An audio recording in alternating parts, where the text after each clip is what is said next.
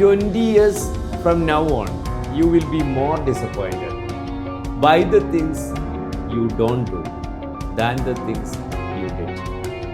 ഇന്ന് മുതൽ 20 വർഷം കഴിയുമ്പോൾ നിങ്ങൾ ഏറ്റവും കൂടുതൽ ദുഃഖിക്കുന്നത് നിങ്ങൾ ചെയ്യാത്ത കാര്യങ്ങളെക്കുറിച്ചായിരിക്കും, നിങ്ങൾ ചെയ്ത കാര്യങ്ങളെക്കാൾ കൂടുതൽ. അന്ന് ചെയ്താൽ മതിയായിരുന്നു എന്ന് തോന്നിയിട്ടാവും പിന്നീട് നിങ്ങൾ ദുഃഖിക്കുക.